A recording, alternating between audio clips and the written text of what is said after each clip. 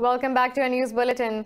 We start from Pakistan, whose Foreign Minister Shah Mahmood Qureshi says Indian oppression cannot suppress the voice of Kashmiris.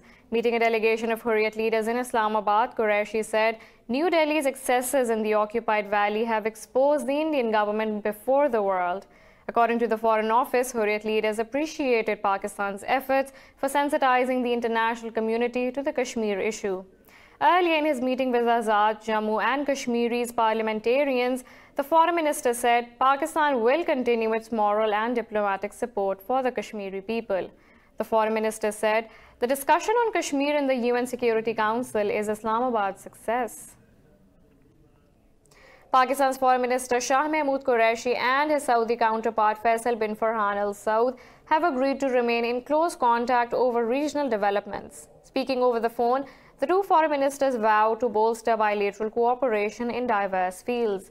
They also hinted at working together to advance the Kashmir cause. Iran has denounced US sanctions as a criminal act against the country. Iran's Supreme Leader Ayatollah Ali Khamenei says Tehran should become strong enough to confront its enemies' plots. Addressing a meeting with commanders and staff of the country's air force, Khamenei said Yemeni's plots against the Iranian nation are doomed to fail. He said Iran poses no threat to any country as it only aims to guarantee its own security. Khamenei said due to sanctions, Tehran aims to distance its economy from being dependent on oil exports. Khamenei has vowed to strengthen Tehran's military capabilities despite pressure from the West to curtail its military capabilities. Turkey's defense ministry has threatened to strike back if its military outposts in Syria's Idlib come under attack. Under an agreement with Russia, Turkey has set up 12 observation posts in the province to avert an offensive by Syrian government forces. Turkish President Recep Tayyip Erdogan has given Syria an ultimatum to pull its troops away from Turkish observation posts by the end of February. Erdogan's top press aide said the escalation in Idlib was becoming unacceptable for Ankara and blamed the Assad regime for the crisis. In Yemen, 24 critically ill people in need of medical care have been flown out from the rebel-held capital Sana'a. The WHO said the flight is headed to the Jordanian capital Amman. Earlier, the UN's resident coordinator for Yemen said this is the first of what will be a number of flights on the medical air bridge. The coordinator said there will be more evacuations in the coming days to Egypt as well as Jordan. The reopening of the Sana'a airport is the key demand of the Houthi rebels.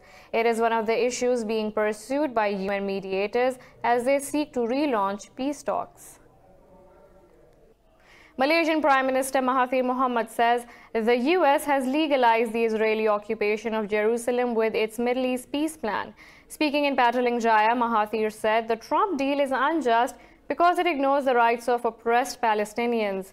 Mahathir said the peace plan was done without consulting the Palestinian people, adding that it only supported Israeli forces. He said the scheme will bring more conflict to the region and antagonize billions of people around the world.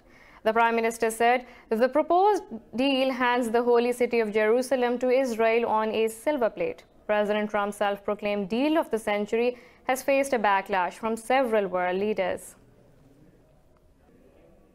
In a mass shooting in Thailand, a soldier has shot dead 12 people near a shopping center in the northeastern city of Nakhon Ratchasima. Police said the shooter opened fire at different locations, including a Buddhist temple. The Thai Defense Ministry said the suspect is a junior officer in the army. It said he attacked his commanding officer before stealing a gun and ammunition from a military camp. Authorities have begun cordoning off the center to apprehend the suspect. In China, the number of deaths from the new coronavirus has risen to 722, crossing the death toll from the SARS outbreak in 2003. China's National Health Commission says the number of confirmed infections in the country has risen to over 34,000. More in this report. The number of casualties is the highest recorded in a day, including the first US and Japanese citizens. In Japan, the health ministry says 3 more people have tested positive for coronavirus on a quarantined cruise ship anchored at Yokohama. It brings the country's total number of cases to 64. In the United States, hundreds of people evacuated from Wuhan have begun arriving at military bases across the country to begin a 2-week quarantine. In China, they're in mitigation stages. Okay, that we're really they're really now beyond containment. The virus right now is not under control in China. In the United States, I think the multi-layer system that we've put out is still got us in a mode of containment. Despite President Trump's praise for China, Washington has once again expressed concern about how the outbreak is being managed. In a related development, the UAE's health ministry says 2 new cases of the novel coronavirus have been detected in the country. It said the total number of people diagnosed with the disease has risen to 7. The ministry said all necessary precautions are being taken. It said coordinated efforts are being made with other Emirati health authorities to ensure the safety of citizens and residents. Earlier, Saudi Arabia barred its citizens and residents of the kingdom from traveling to China amid the virus outbreak. The kingdom's General Directorate of Passports said the measure was in response to the outbreak. The World Health Organization says it cannot predict how long the coronavirus epidemic will last, and China should be vigilant. The WHO's Beijing representative says the epidemic is far from over. This report has the latest in the fight against the disease. China has been wrestling with the coronavirus epidemic since December. The virus has already taken 722 lives in mainland China alone. It has passed the death toll from a similar epidemic in 2002, the SARS virus that struck from nowhere and quickly vanished again in China. The World Health Organization says older people and patients with an underlying or chronic condition are at a greater risk from the disease. We met the virus for the first time a month ago, and most unfortunate addition to the species on the planet. So our understanding is growing. Impossible to predict where it is going, but I can tell you at least where we are watching.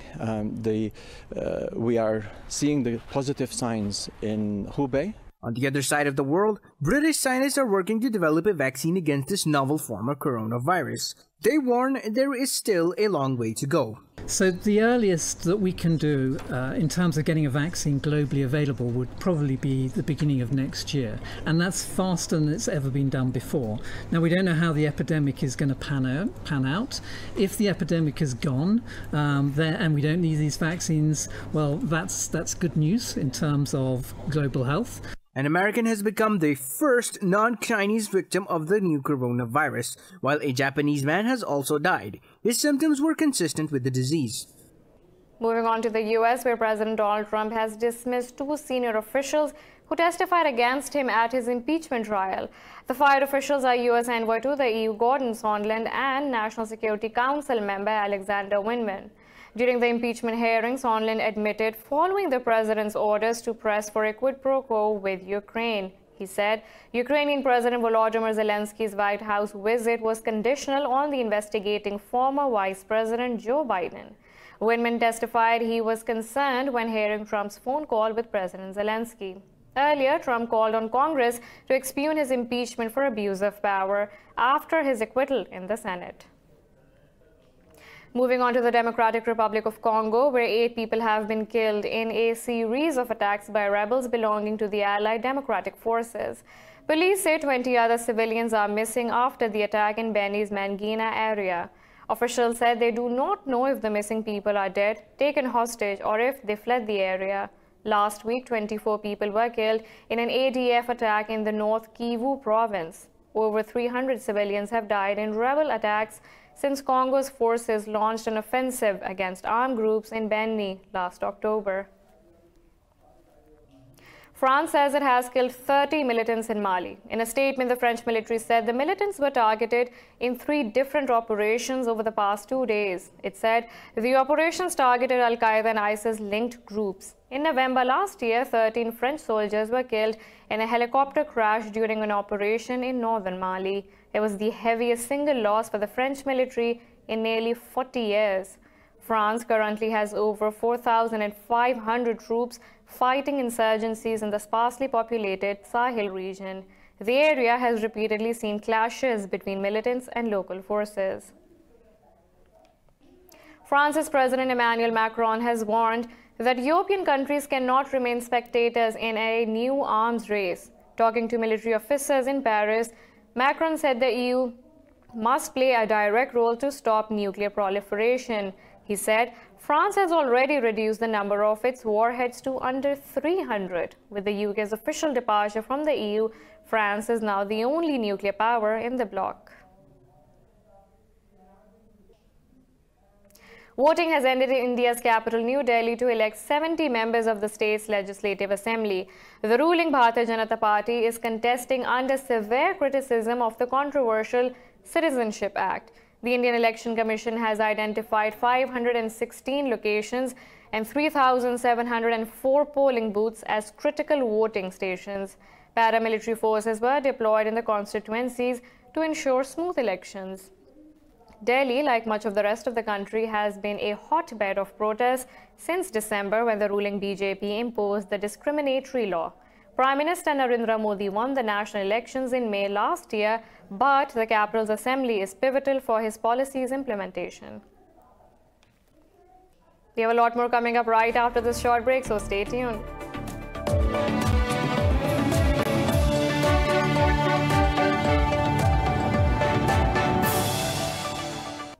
In Ireland, polling has started for the Republic's 2020 general election. Over 3 million people are eligible to vote to elect their representatives to Dáil, the lower chamber of parliament in Dublin. Irish Prime Minister Leo Varadkar is hoping to secure a new term on the back of successfully brokering a Brexit deal. Varadkar's Fine Gael party has been in power since 2016, but an exit poll suggests they are trailing rivals Fianna Fáil and Sinn Féin. Opinion polls suggest an election is likely to be a three-way contest between Fine Gael, Fianna Fáil and Sinn Féin. Counting will begin tomorrow in all 39 constituencies. 80 seats are required in the lower chamber of parliament to form a majority government. A British woman who, as a teenager, ran away to join ISIS has lost a legal challenge she hoped would restore her UK citizenship.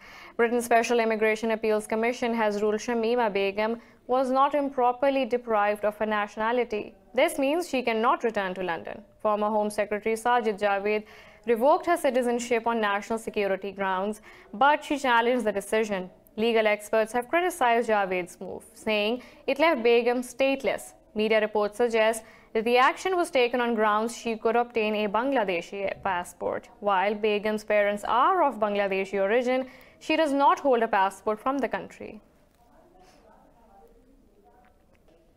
The Philippines has announced it is ending an important military agreement with the U.S. In a statement, the presidential spokesperson said Washington will soon be notified of Manila's decision. Last week, President Duterte said he would scrap the agreement allowing U.S. forces to take part in large-scale military exercises in the country. The agreement was signed in 1998, giving legal status to thousands of U.S. troops rotated into the country for military exercises and humanitarian operations. Russia has pledged to boost military and economic cooperation with Venezuela despite growing U.S. pressure. After meeting his Venezuelan counterpart in Caracas, Russian Foreign Minister Sergei Lavrov called attempts to remove President Maduro by force unacceptable. The U.S. accuses Maduro of leading a corrupt and brutal regime. Yesterday, Washington imposed sanctions on Venezuela's state-run airline Conviasa over shuttling corrupt officials. The U.S. backs opposition leader Juan Guaido, who declared himself the country's interim president. Russia is Venezuela's key ally, lending billions of dollars despite years of hyperinflation and the exodus of 5 million people.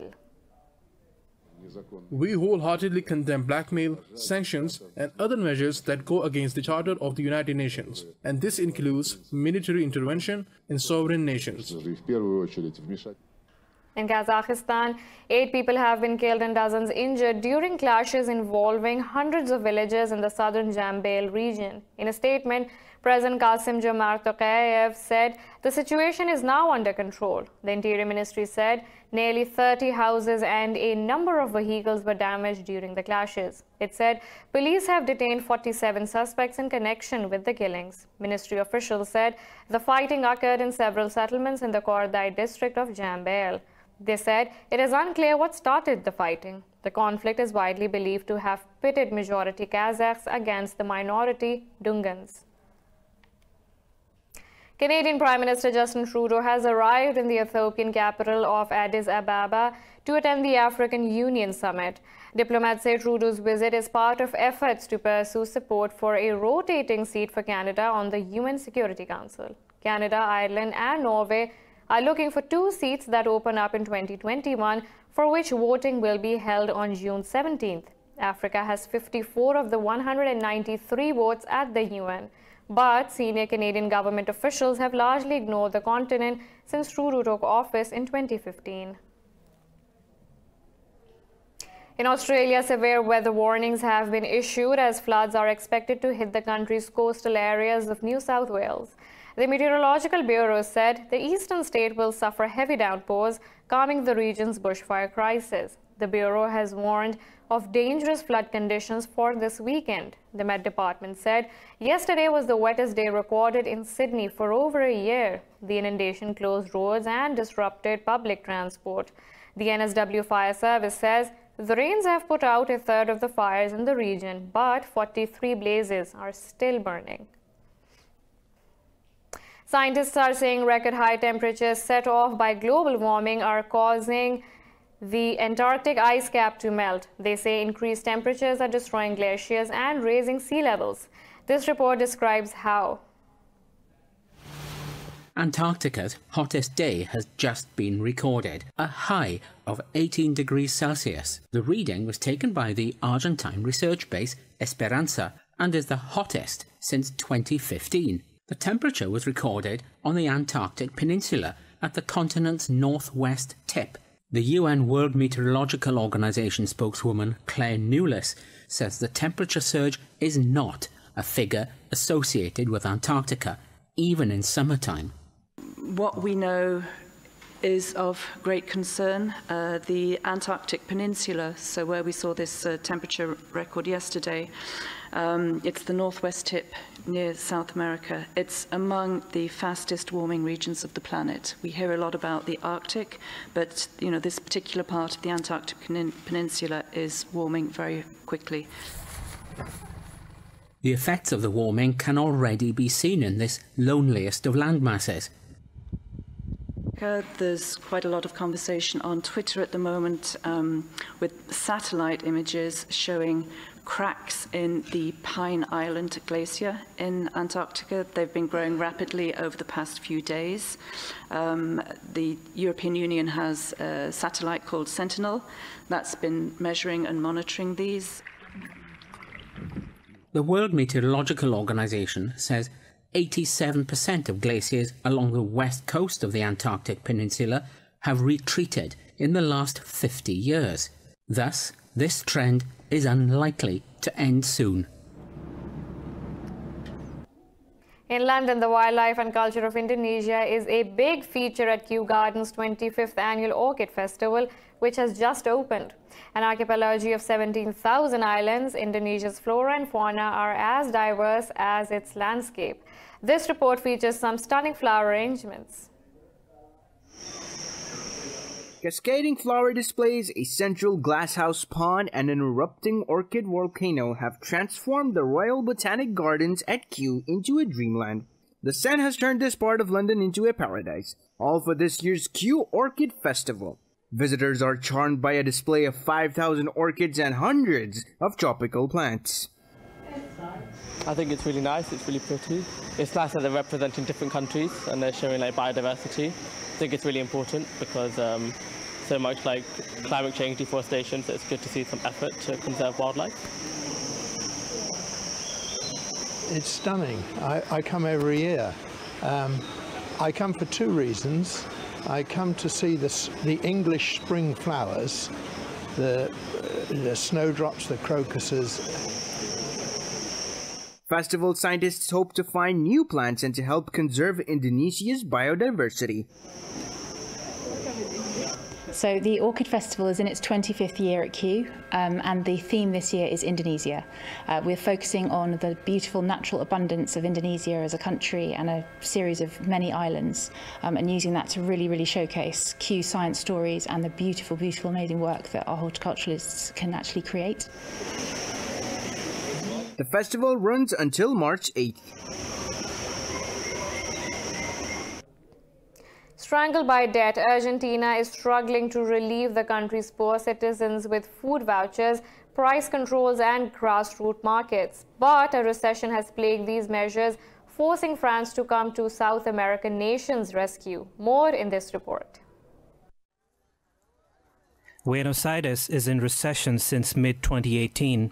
Poverty in the country is exceeding over 30%, with inflation touching 50%. Access of the basic commodities is gradually getting out of the reach of the masses. Leche. I had stopped buying milk, which was very expensive. Meat, very little. More chicken, basically that. Milk and meat. They were very expensive. I don't go to the supermarket because it's unaffordable. You have to have a good amount of money, otherwise you don't enter the supermarket.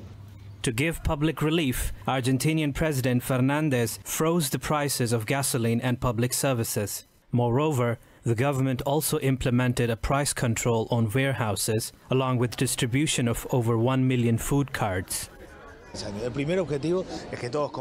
The first objective is for everyone to eat well. The second is to create work, a lot of family, farming, grassroots economy, many jobs for people who produce food and can sell it, and the third is economic development. The government believes that promoting domestic consumption directly with small businesses will revive the economy and create jobs. But experts say these measures will depend on successful renegotiation of debt. I think it's more of a short-term thing. I think it's something for the immediate future. The fiscal path we have to follow will actually be determined during the debt negotiation, and there we will know by what margin we have to increase spending on subsidies. French President Emmanuel Macron announced support to his Argentinian counterpart during the latter's visit to Paris this week.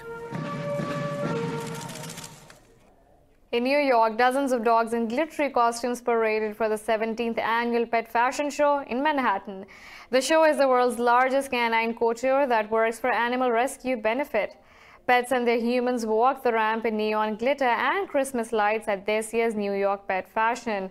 The pets model as goddesses, space creatures, and even mermaids as they competed in the sci-fi and haute couture categories. Many caniners walked, others arrived in toy cars, while some were carried Cleopatra style by burly men in loincloths. All proceeds from the show went to Mayor's Alliance for New York City's Animals. We're taking a short break. Stay with us.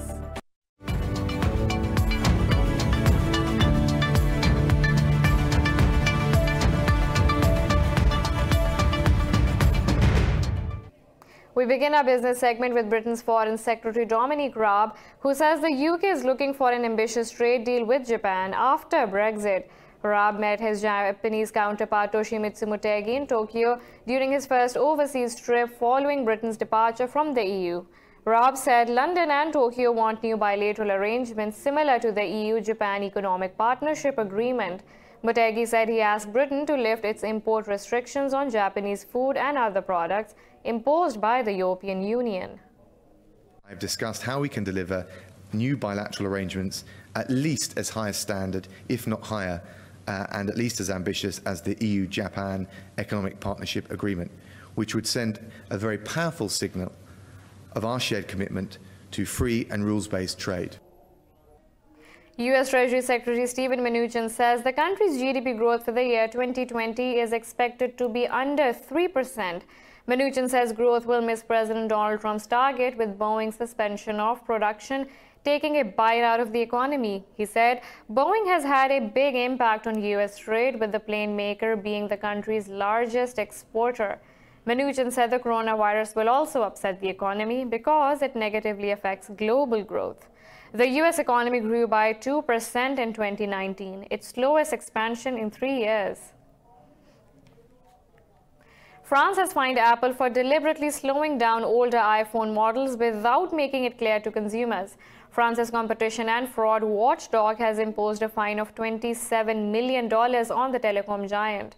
The watchdog said iPhone owners were not informed that installing software updates could slow down their devices. It said Apple committed the crime of deceptive commercial practice by omission and agreed to pay the fine. In 2017, Apple confirmed the software updates slowed down old iPhone models to prolong their life. Customers had long suspected Apple made changes in older iPhones to encourage people to upgrade.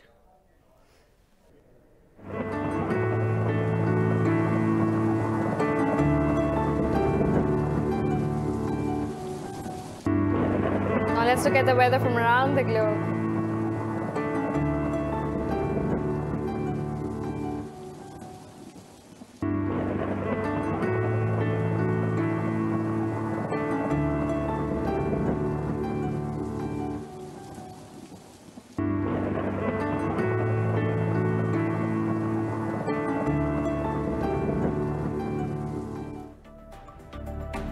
This is all for now. For the latest updates, you can follow us on social media at indus.news.